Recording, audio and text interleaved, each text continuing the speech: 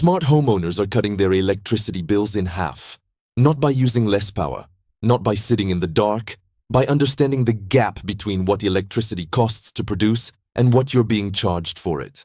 And once you see this gap, you can't unsee it.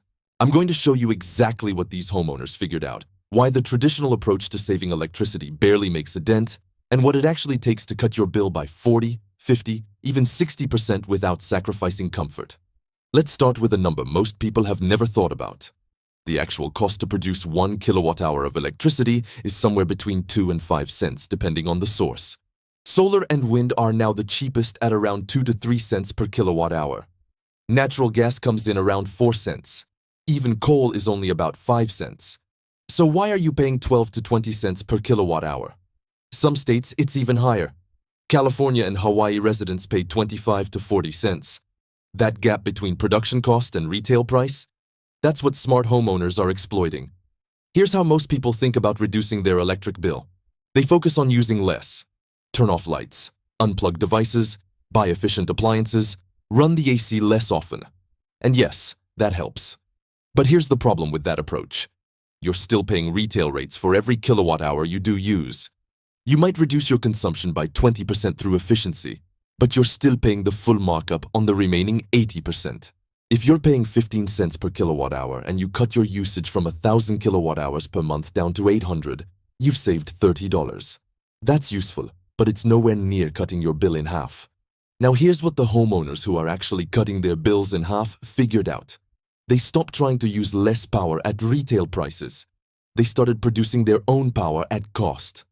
Think about it this way. If electricity costs 3 cents to produce but you're paying 15 cents to buy it, there's a 12-cent gap on every kilowatt hour.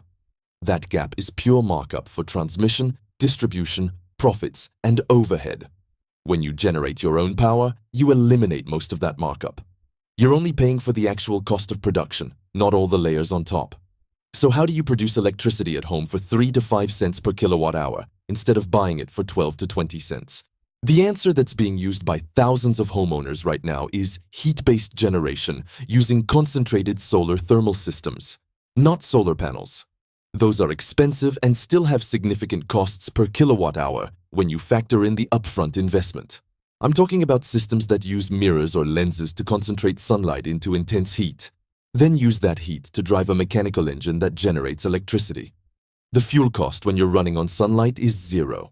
The equipment cost is a fraction of what solar panels cost, and the electricity you generate displaces the expensive retail power you would have bought from the grid. Let me walk you through the actual math, because this is where it clicks for most people. Say your home uses 30 kilowatt hours per day. At 15 cents per kilowatt hour, that's $4.50 per day, or about $135 per month.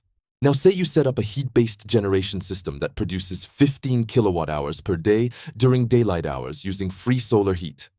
Your equipment cost was $1,500 total. You're now only buying 15 kilowatt hours per day from the grid instead of 30. Your bill drops from $135 to about $67. That's a 50% reduction. Your $1,500 system pays for itself in about 22 months through saved electricity costs. After that, you're saving $68 every single month, forever. And here's the key difference from efficiency-only approaches. You're not sacrificing anything. You're using the same amount of power. You're just producing half of it yourself instead of buying all of it at marked-up retail prices. This is the gap that smart homeowners are exploiting. The gap between production cost and retail price. Now, you might be thinking, if this is so effective, why isn't everyone doing it? 2 reasons. First, most people don't know these systems exist. The solar industry has spent billions marketing photovoltaic panels as the only residential solar option. Heat-based generation gets almost no marketing because there's no massive industry behind it selling turnkey installations. Second, it requires a bit more involvement than just writing a check to a solar company. You need to understand how the system works. You might build it yourself or assemble a kit.